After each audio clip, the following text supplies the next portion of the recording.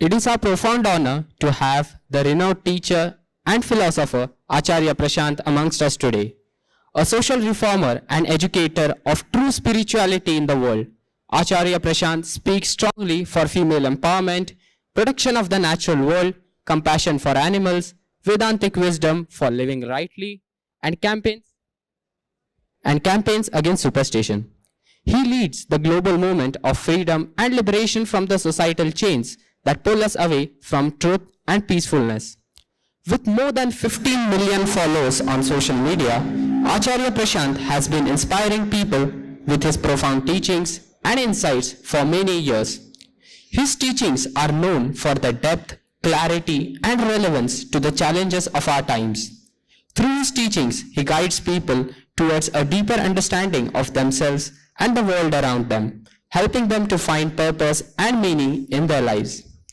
An IIT Delhi IIM Ahmedabad alumnus, an ex-civil servant, the recipient of PETA's Most Influential Vegan Award, and the author of over 100 books on karma, joy, love, marriage, spirituality, and more. Please join me in welcoming Acharya Prashant with a big round of applause. Sir, kindly grace the stage to address the audience.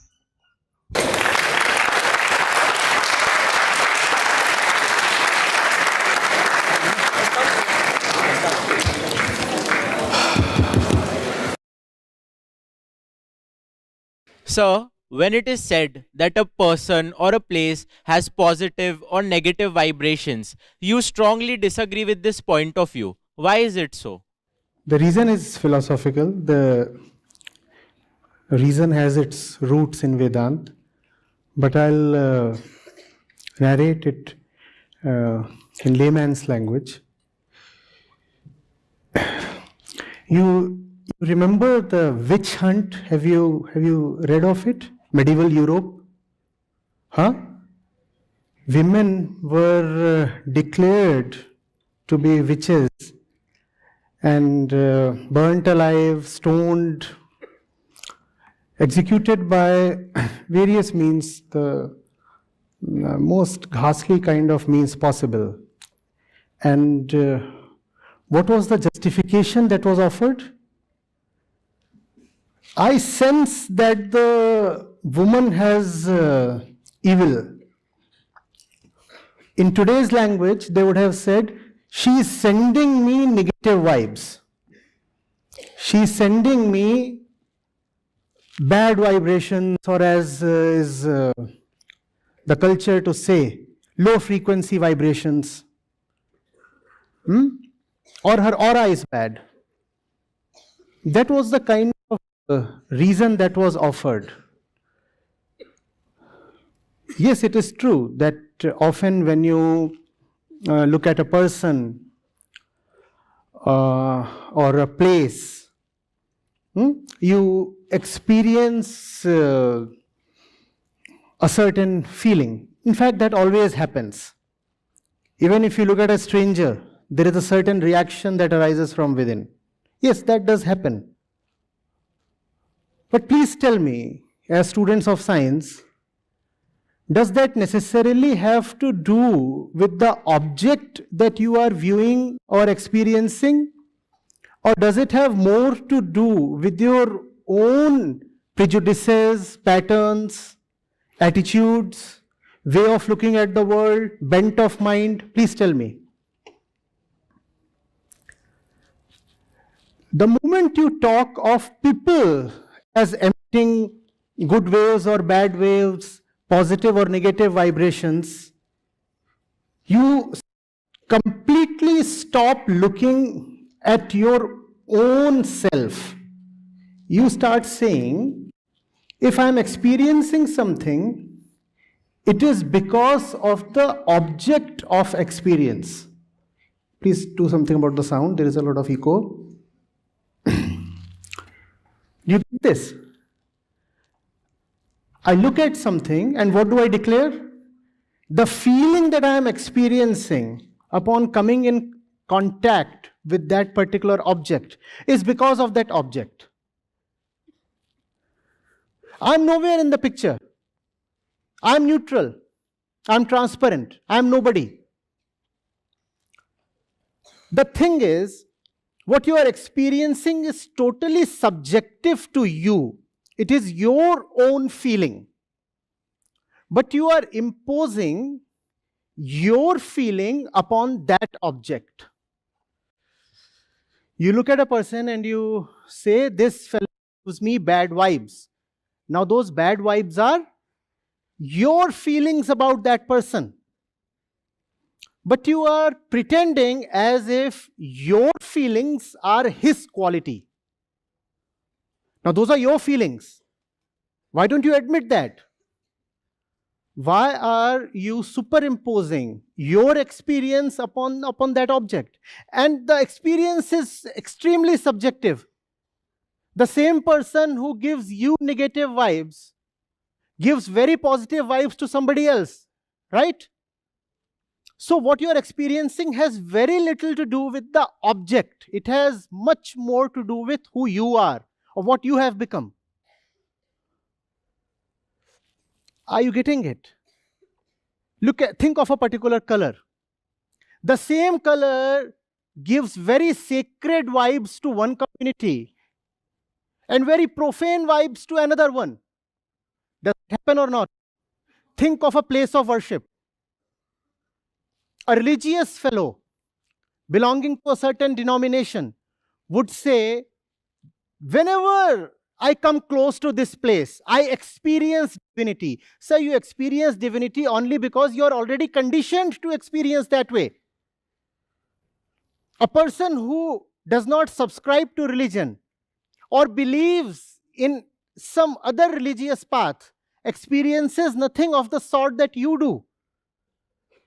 Actually, there is nothing magical or special about that religious place that appears to give you sacred vibes. But then that's the culture today, not to look at yourself and look only at the world. And this philosophy is called materialism. Do you see this? The philosophy that says, do not look at yourself, look only at the world. That philosophy is called materialism. The material is the truth. And the second truth is who you are. So there are two truths in materialism. It's a dualistic philosophy. It says you exist to consume the world. You exist to consume material, and consumption of material will give you happiness. So in the name of spirituality, in the name of vibes and energies and auras, what is being propagated is rank materialism.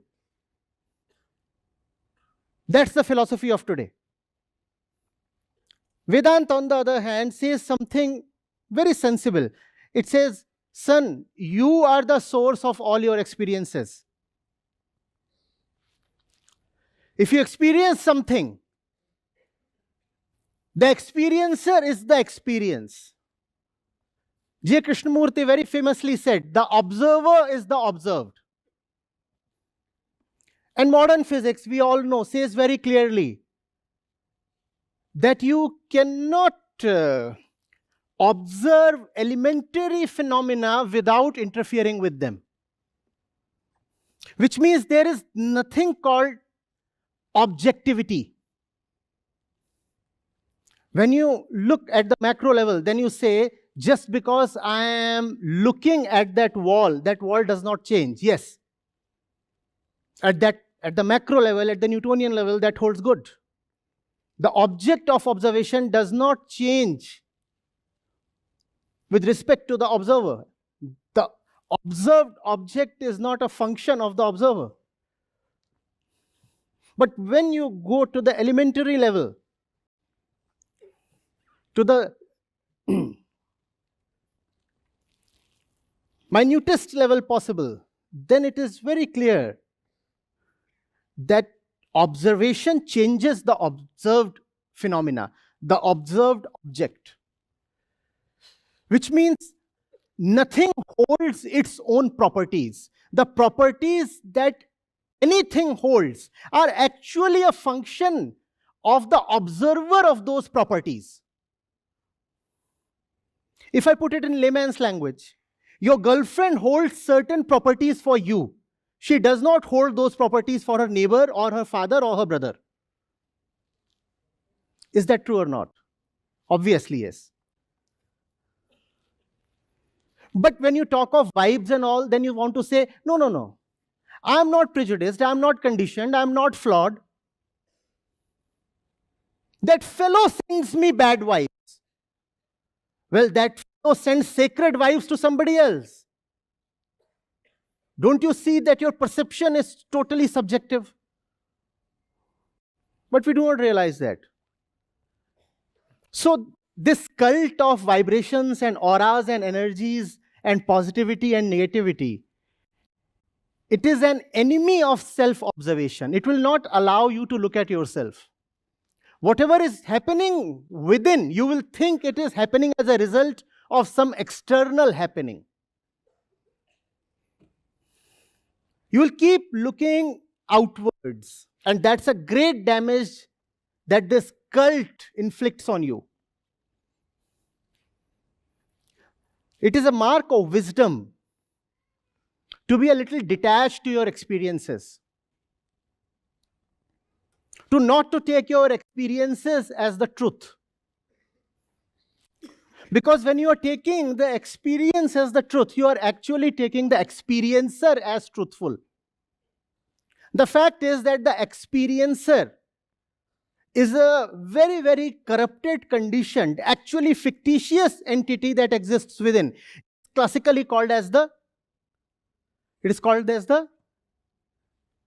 ego. And the ego is a product of physical and social conditioning. The ego is the experiencer, which means all your experiences are with respect to your ego. That's why your experiences keep changing so frequently and often so totally.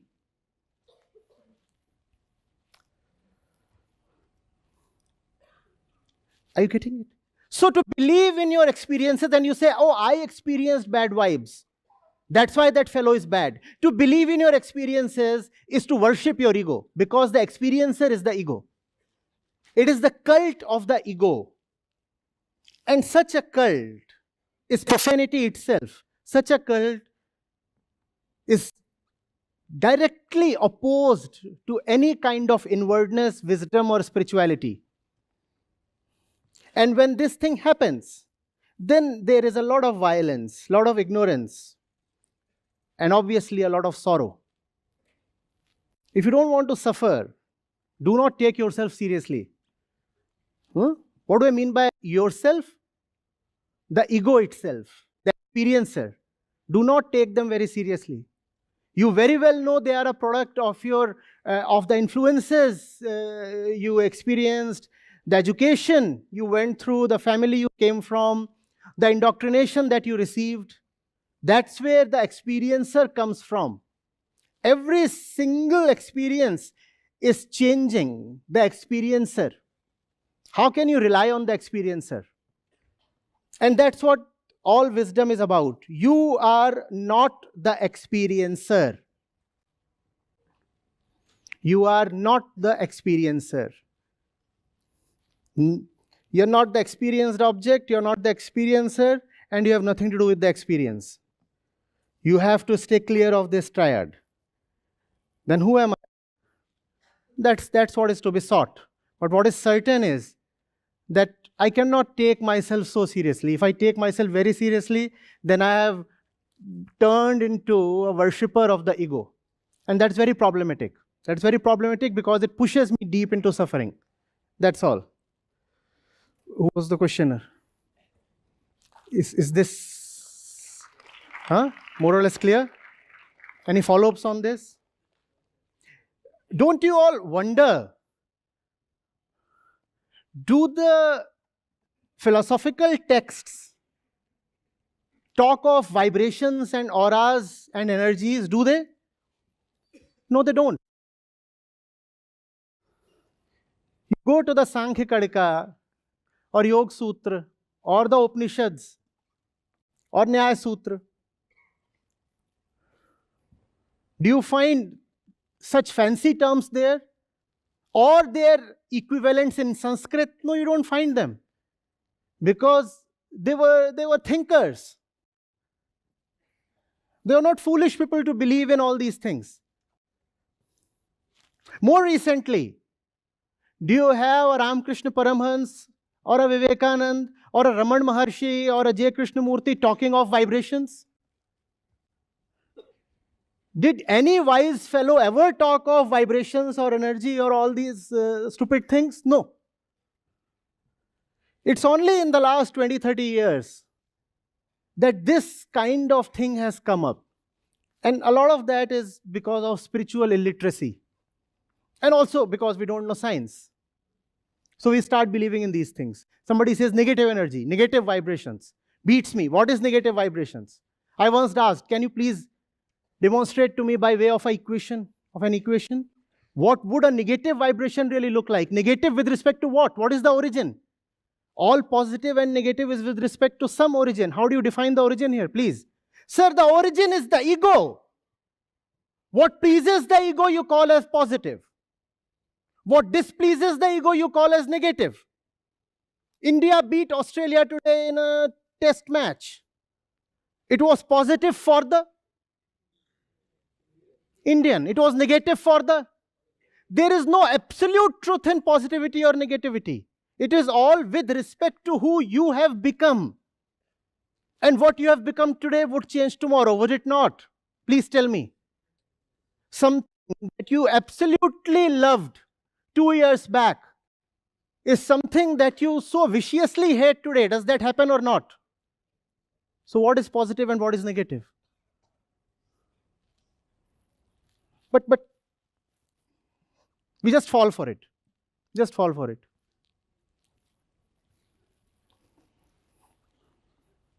Low frequency vibrations. What exactly? How exactly are you calculating the vibrations, the vibrational frequency of a person?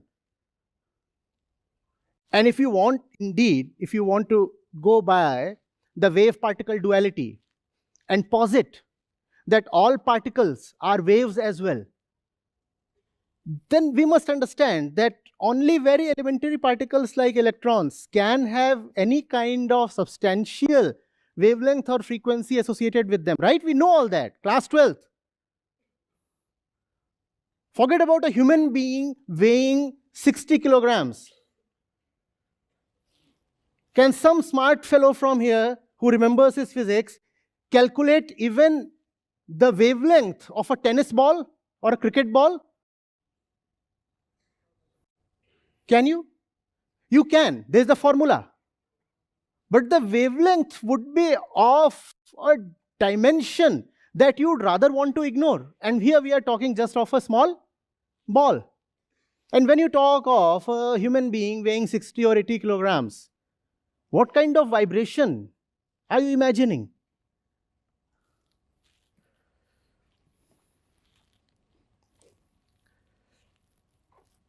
No.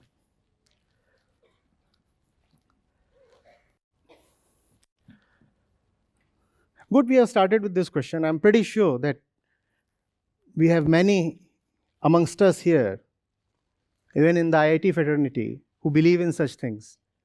And all that is quite unfortunate. Yeah? And I also know that in spite of me having said what I just did, we would probably continue to believe in such things. Because there is something within us that just doesn't want to accept facts, that just doesn't want to live in understanding and wisdom. It's a very difficult thing to fight. But anyway, yes. Any follow-ups on this?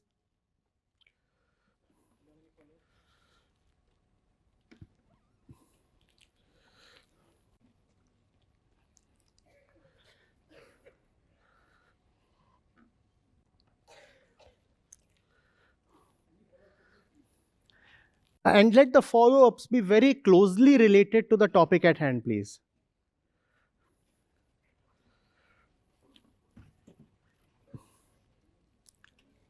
Namaste, Acharya ji. So I have one follow-up question.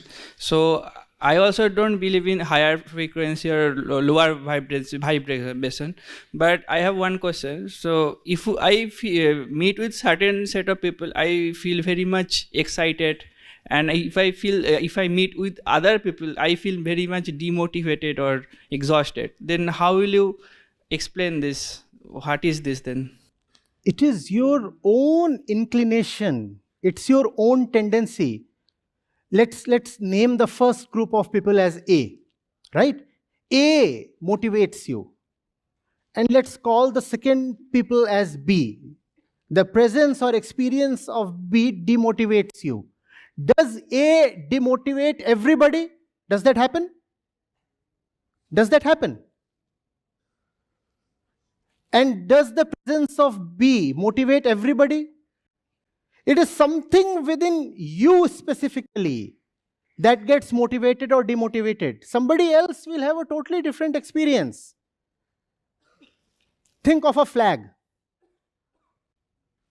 If you think of one particular country's flag, the moment you look at that flag, you will experience what you call as positivity, right? There are 200 plus countries in the world, and they all have their flags and national anthems, right? And when the citizen of a country hears his anthem, what does he experience usually? What does he experience? Come on, please. Positivity. And when an enemy country hears the same anthem, what do they experience? What do they experience? Now, what if you change your citizenship? Tell me, that does happen, right? People in large numbers, in several lakhs, give up citizenships. And that's happening all over the world. So today, one particular sight or sound used to be very positive for you. Tomorrow, another thing will become very positive for you. Now, please tell me, is the thing or the sound positive? Or is it about your own mind? It's your own mind. Now, do not allege that the thing has certain properties. The thing is just a thing. The thing is just a thing. It is neither positive nor negative.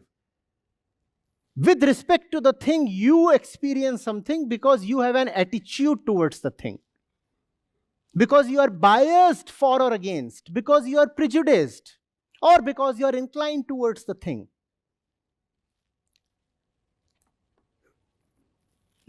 Have inwardness, please. Inwardness means if I have a certain experience, I will look at myself. That's what comes first. I come first. Later on, I'll also look at the object or the stimulus that aroused the experience. Fine, that is okay. I'll look at that. I'm not saying I'll ignore totally the object in front of me. No, it's not to be totally ignored. But the first thing to be investigated is the self. And that's the basis of all wisdom, all philosophy. That's Vedanta. And that's also common sense.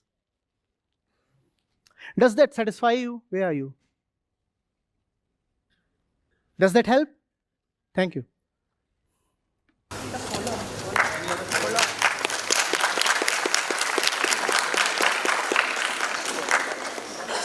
Good evening, sir, and thank you for debunking the vibration theory.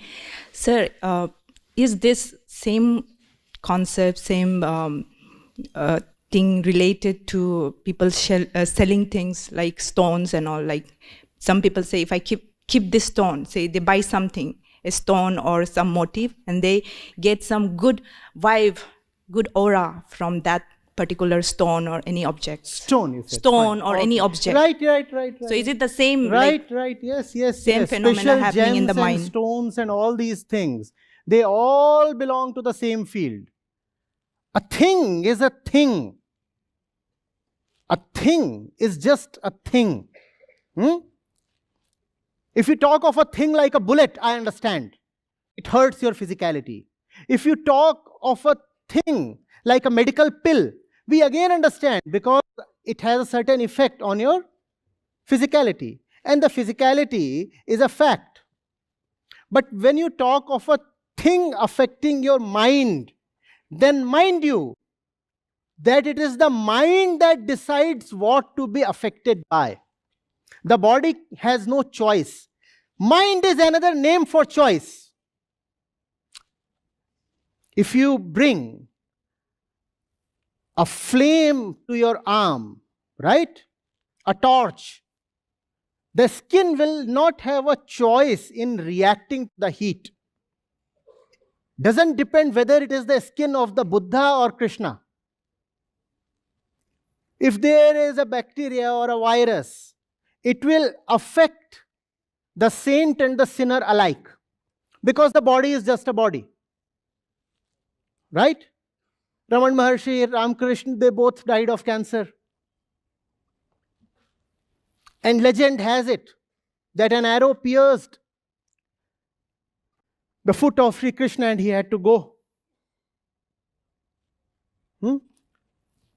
The Buddha too died of stomach ailment or some other ailment, some other physical disorder. So the body is the body. It does not matter whose body it is. But the mind is a totally different thing. The mind is consciousness, and consciousness is synonymous with choice. Consciousness decides. And when you say, I have no choice, she came in front of me and I just went bonkers, then you are defying and denying consciousness. And if you are not conscious, then you do not deserve to be called human. Why do we bury people when they are dead? Because they cannot have consciousness anymore. Even the possibility of them ever becoming conscious again in the future is now zero. So we say, fine, dispose the body. What is consciousness? What is the mind? Mind is the power to choose, power to be. You can decide what is right. You can inquire, you can investigate, you can figure out. One thing appears very appealing to you today. We are not animals to be just drawn towards it. As intelligent human beings, what do? We go and we investigate. We say, fine, this thing appears quite lucrative. It is attracting me. But what is it really about? So you investigate. And if your investigation tells you that the thing is not how it appears to be, then what do you do with the thing? You drop it. So you have choice. Are you getting it?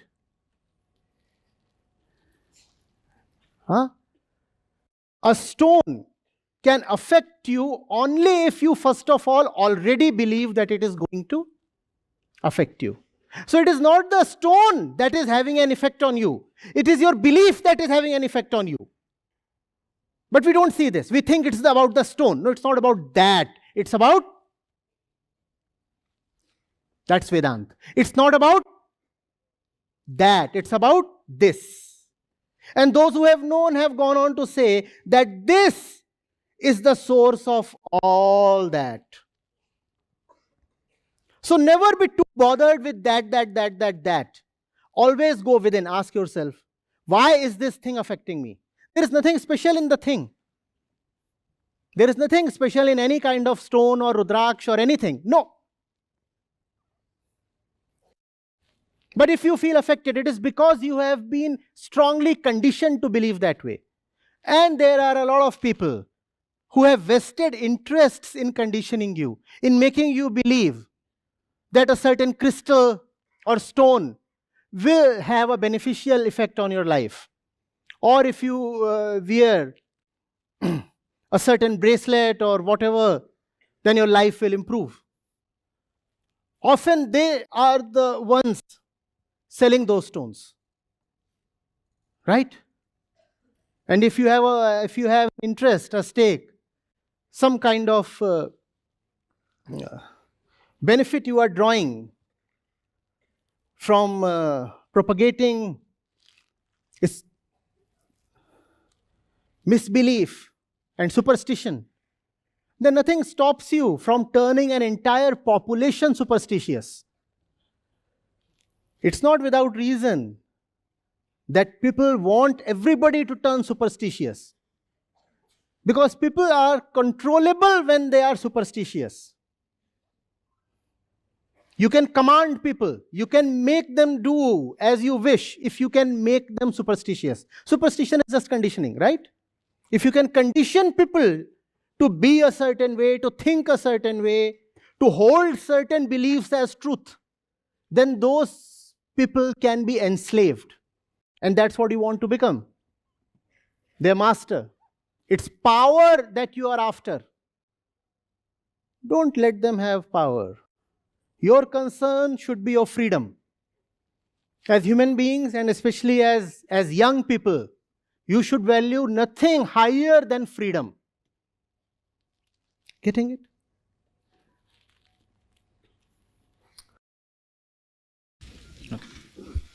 Hello, Namaste Acharya ji. So you spoke about vibrations, about stones. So I find this as abuse of science, as in to justify superstitions.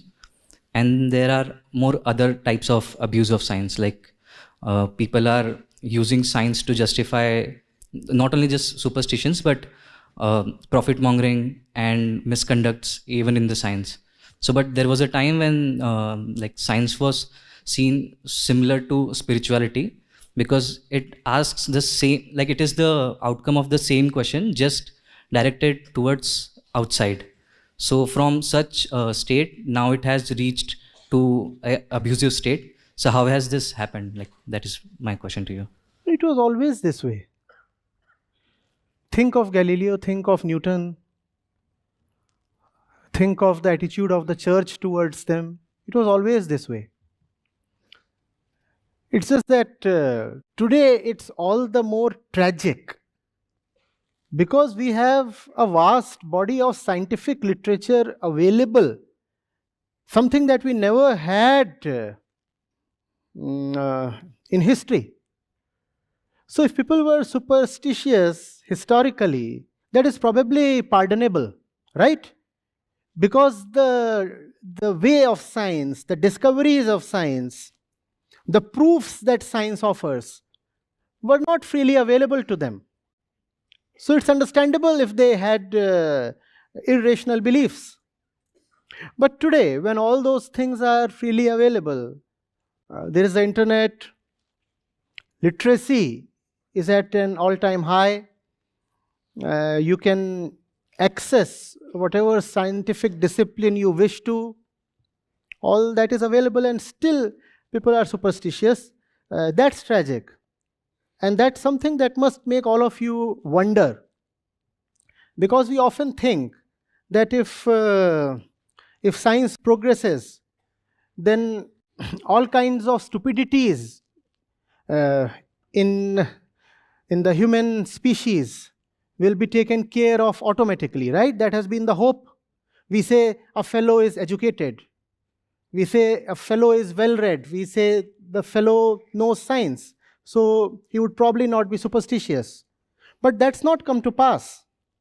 Instead, we find even people well-versed in science being quite superstitious. Just today, we received a message from a person. I was at IIT-Roorkee a few months back. So somebody wrote from there, said, my father is a professor here. And he's been refusing proposals for my sister one after the other. For some reason related to the Kundali, the horoscope. So I don't know what he wrote. Either she is Manglik, the fellow is Manglik, something. So how is it possible that even education has not been able to take care of these things? If you will think on this, the answer will scare you. The answer is that there sits within all of us a very ancient and terrible beast. Very ancient beast. If you want to look disparagingly at that beast, then that beast has been called as the unconscious by Freud. I have been calling that beast as the inner animal, just the animal, the forest, the jungle. India has called that beast as aham vritti. And when you want to look at how understanding that beast can result in your liberation, then you want to address it with a more favorable name.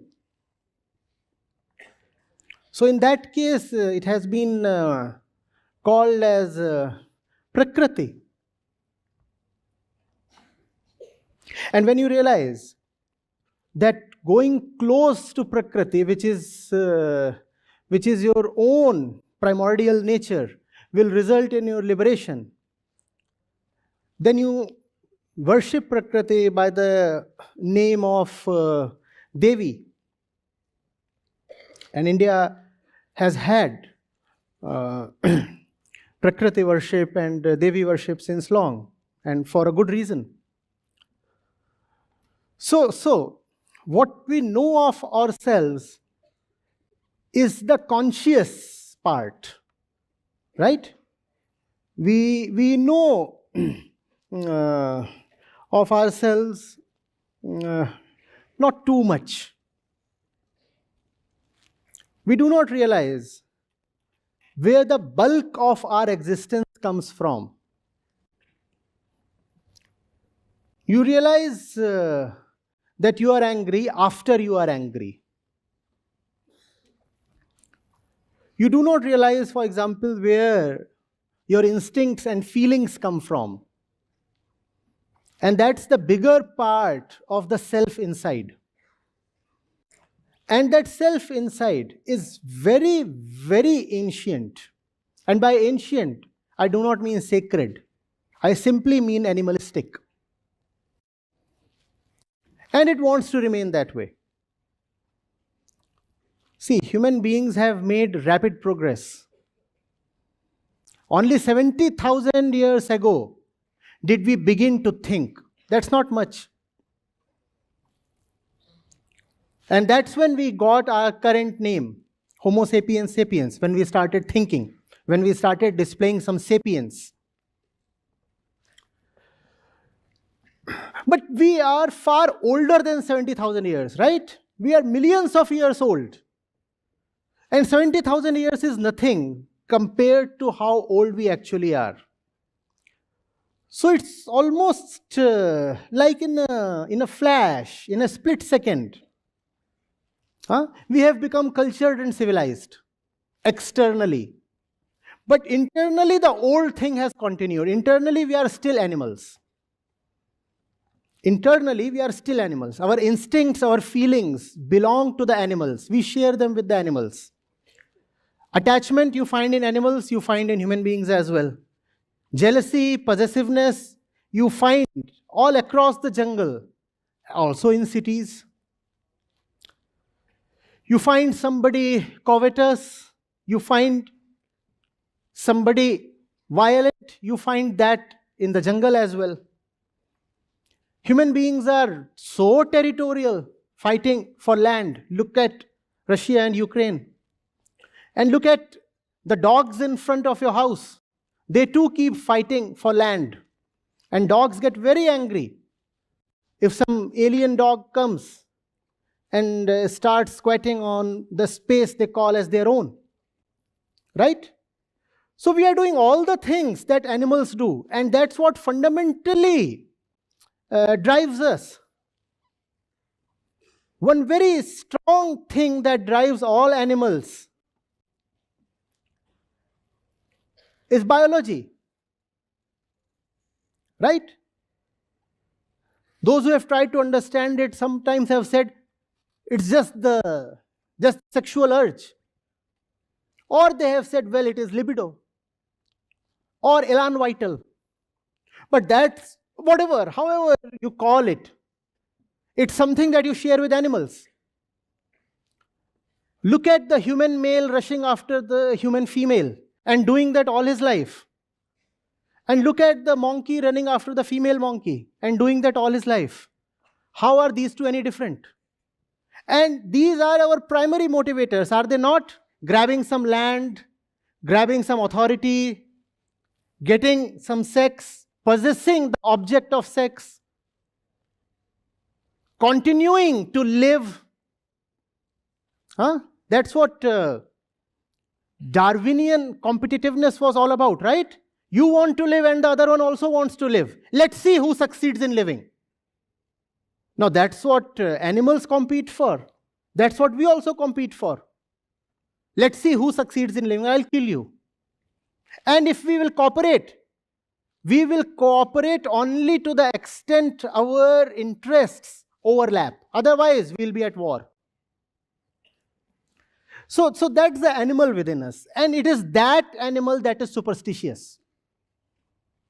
When you are being superstitious, you are simply displaying that you might have come out of the jungle, but the jungle has still not gone out of you. Getting it? Does the animal have thought? No. The animal only has his physical conditioning. Human beings are human beings, we said, because just a few thousand years ago we started. The superstitious mind is the one that prefers not to think, not to know, not to understand. It just wants to believe and says, well, if everybody has been believing this way, it must be right. Who am I to disagree? Is that not the favorite argument of the superstitious ones?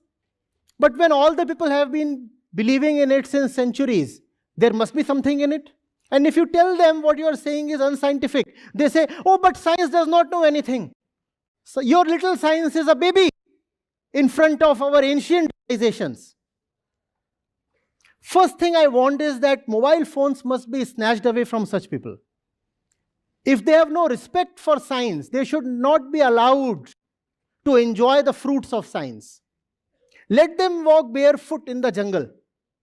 They should not be using cars, mobile phones, computers. They should not even be wearing clothes. The kind of disrespect people display towards science, unbearable.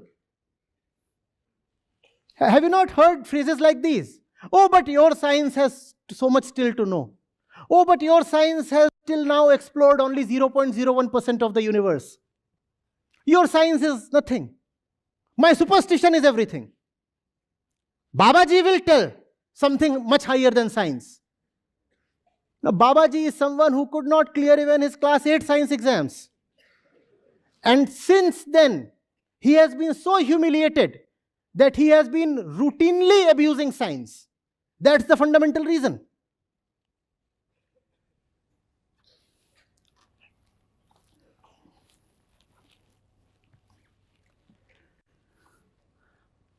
I'm saying all this because I think you will be a receptive audience.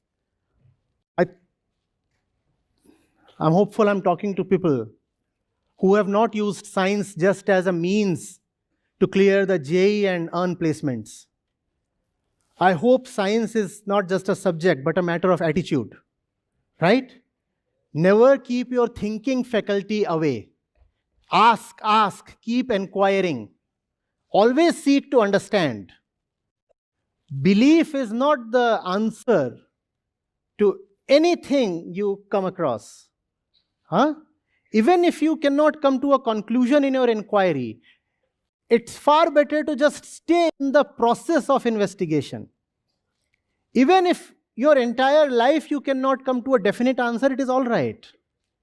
But never come to a false answer. Never settle down too easily. Yes? Yes. You see, had I been going by my feeling, I wouldn't have been standing here in front of you. My father who was just not my father, but also my teacher. He left me on the 3rd of this month. There was no way I could have traveled so far to come to you. That's what my feeling said. In fact, my foundation had communicated to your organizing committee that I won't be able to come. But then we were told that it's a group of enthusiastic seekers who will have very relevant questions and who really want to benefit. So I put my feeling aside and came here. I'm pretty sure if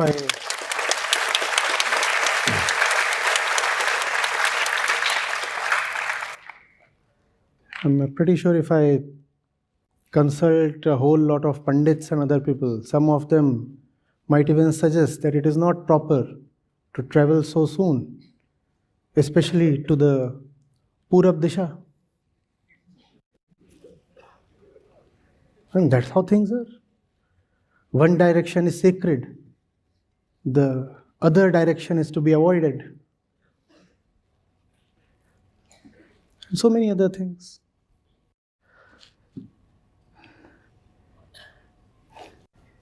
A ritualistic mind becomes insensitive and incapable of love. Do you see that? When you are superstitious, you turn insensitive. Don't let that happen to you. Yes, question.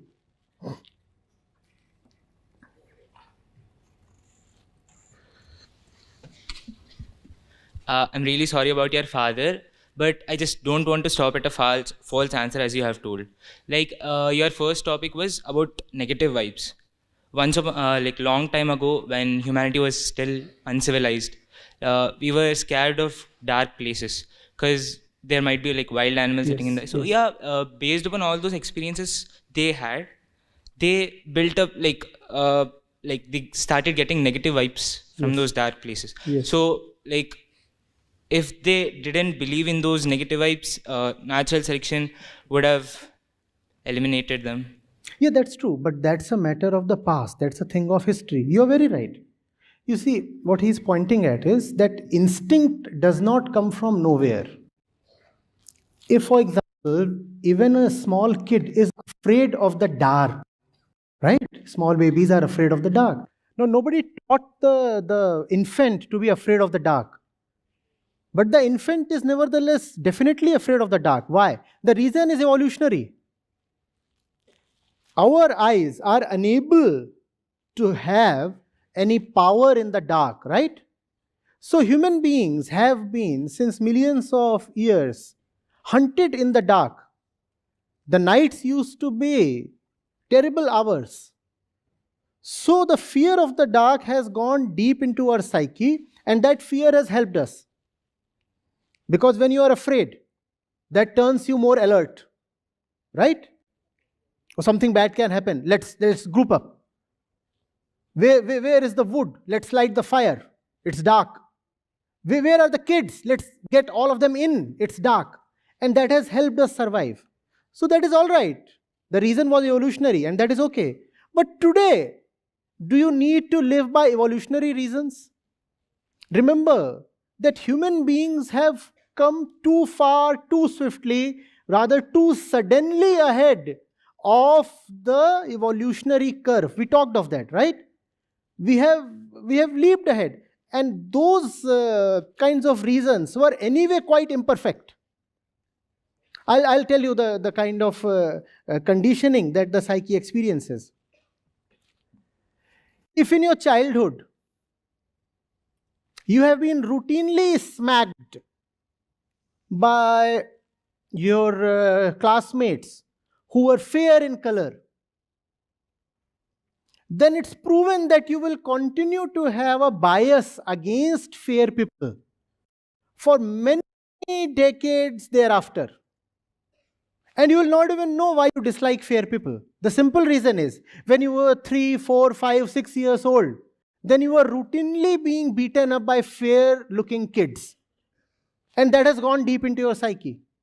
And so now all your life you will be biased against fair people, but because you do not know why, so you will come up with very rational-looking arguments. You will say, you know, why are people fair? Because their skin is not absorbing sunlight.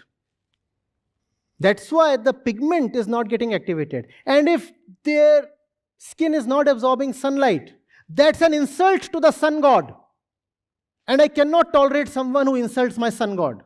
So I'll kill all fair-looking people. Now that's the argument you will come up with. And that's how all rationalizations and justifications are. But the simple reason is that in your unconscious sits a very old experience. And here I have talked of an experience that you have had in your lifetime. The fact is that your cells carry the experience of entire mankind. Huh? So all those things that were happening then are there with you even today. But you need not live by that. That's the reason why Vedanta continuously tells you, see, you are not the body. Naham dehasmi. What is that supposed to tell you? It's supposed to tell you that you have no obligation to live by your bodily compulsions. That you have no obligation to live by your hormonal pressures. All that is the body, right? The body might keep saying something, but please, you are nothing but understanding. Bodho aham, I am understanding. I am understanding. I am not someone who has to be necessarily driven by the bodily and ancient and historical compulsions. No, I'll not follow that. I am understanding. I will understand what's going on. The body might say, sleep. But I know I have an exam tomorrow, I won't sleep. The body has its own agenda, and the agenda comes from evolution. The agenda of the body is continuity. Just secure itself and continue. Continue today and continue tomorrow in the form of kids. So that's what the body wants. That's all that the body wants. Eat and be married today and also have good sex and produce 40 kids so that your DNA proliferates. The body wants nothing more than that. Now, do you want to live as the body? Animals live as the body. And if you're living as the body, then there is no scope of consciousness. And then, one is no better than an animal. Right? I do not mean to disregard all your instincts and intuitions, but you must know them as coming from stored experience of the past, which might not be applicable today, which might be totally invalid today. Also, which might be valid today, but needs to be disregarded in light of consciousness. Getting it?